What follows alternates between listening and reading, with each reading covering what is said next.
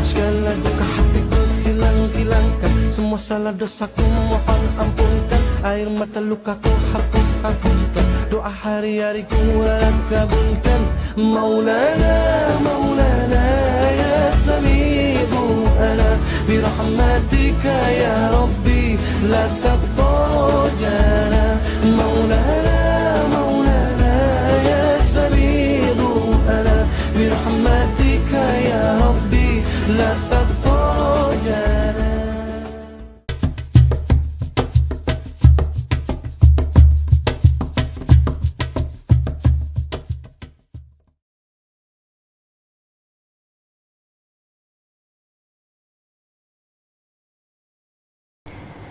Ayat menggambarkan Baitul Maqdis dan masjidnya yang barokah, berupa kebaikan-kebaikan yang selalu bertambah. Allah Azza wa Jalla berfirman, Subhanallazi asra bi abdihi lailam minal masjidil haram ilal masjidil aqsal lazi barakna haulah.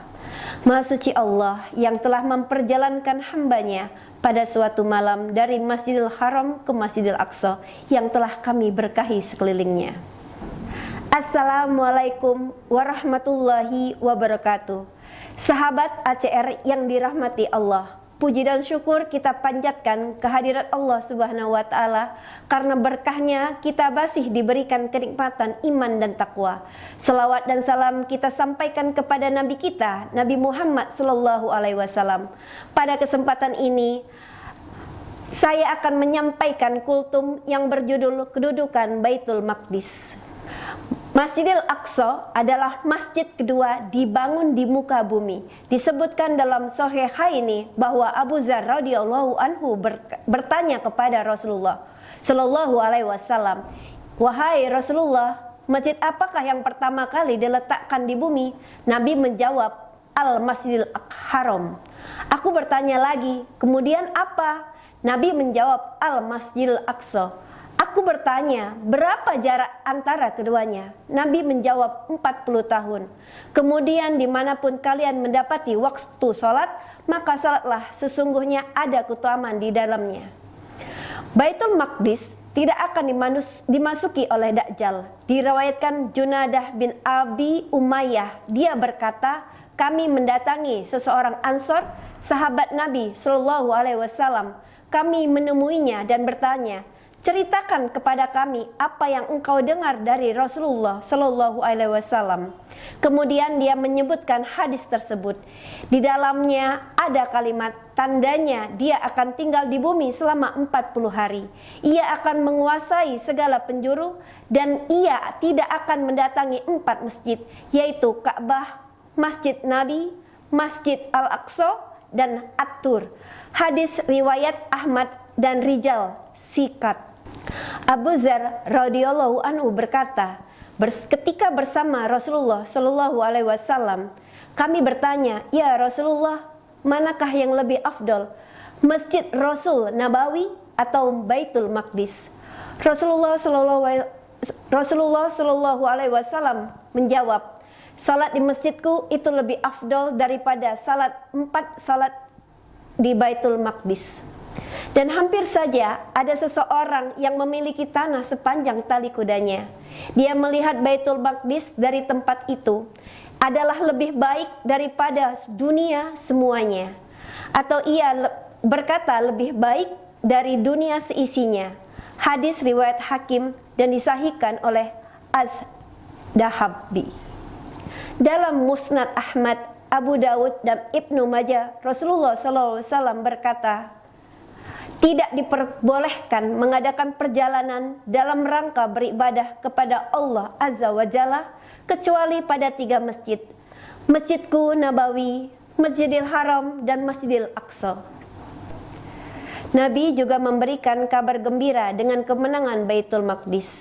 Di antara yang menguatkan hadis ini adalah hadis Auf bin Malik radhiyallahu anhu dari Nabi Muhammad sallallahu alaihi wasallam bersabda, yang artinya, hitunglah 6 hal sebagai tanda kiamat, kematianku dan kemenangan Baitul Maqdis. Hadis riwayat Al-Bukhari.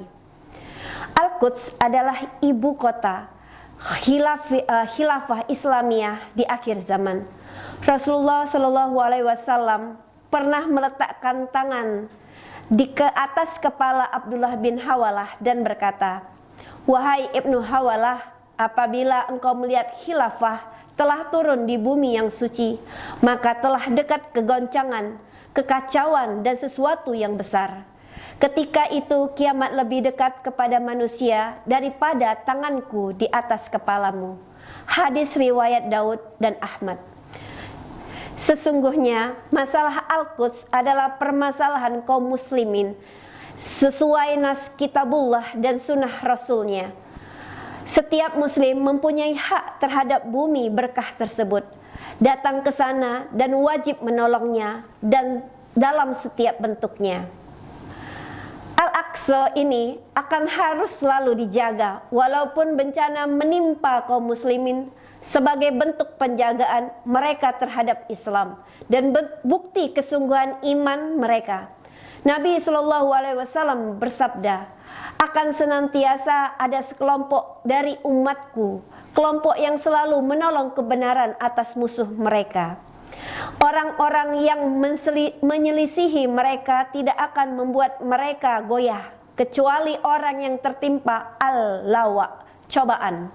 Sampai datang kepada mereka janji Allah Azza wa Jalla. Mereka bertanya, 'Wahai Rasulullah, di manakah mereka?'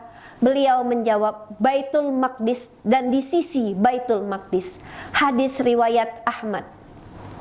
Sahabat ACR yang dirahmati Allah, sesungguhnya Al-Quran telah menuliskan kedudukan Al-Quds tatkala Allah Azza wa Jalla memperjalankan hambanya Muhammad Sallallahu Alaihi Wasallam dari Masjidil Haram ke Masjidil Aqsa. Rasulullah Sallallahu Alaihi Wasallam ketika berjalan dengan kendaraannya menuju Masjidil Aqsa sampai Baitul Maqdis, mendapati Nabi Ibrahim alaihissalam, Musa alaihissalam, Isa alaihissalam termasuk kumpulan para nabi dan rasul. Beliau mengucapkan salam kepada mereka semua. Kemudian beliau dinaikkan ke langit dan melihat tanda-tanda kebesaran Allah Subhanahu wa Ta'ala. Setelah beliau pulang dari perjalanan yang penuh berkah, beliau memberikan kabar gembira kepada kaumnya. Sebagian mereka ada yang membenarkan dan sebagian yang lain ada yang mendustakan. Sebagian mereka pergi menemui Abu Bakar Asy-Siddiq dan bertanya peristiwa tersebut. Abu Bakar menjawab, "Aku percaya walaupun Rasul membawa kabar yang lebih besar dari ini."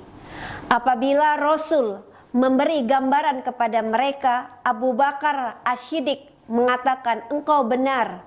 Aku bersaksi engkau adalah utusan Allah." Kemudian beliau bersabda, "Aku masuk masjid dan sholat 2 rakaat. Datanglah Jibril kepadaku dengan wadah khamer dan wadah susu. Maka aku pun memilih wadah susu. Jibril berkata, 'Engkau memilih sesuatu sesuai fitrah.'" Hadis riwayat Ahmad. Peristiwa Isra dan Mi'raj adalah tanggung jawab kita semua sebagai amanah Al-Quds Asy-Syarif. Apabila kita meninggalkannya, berarti kita meninggalkan agama Allah, dan Allah kelak akan menanyakannya kepada kita. Jika kita tidak menolongnya, meninggalkannya, dan tidak mengembalikan haknya. Sahabat ACR yang dirahmati Allah, demikianlah kultum yang bisa saya sampaikan. Saya mohon maaf apabila ada kata yang salah, dan saya mohon ampun kepada Allah.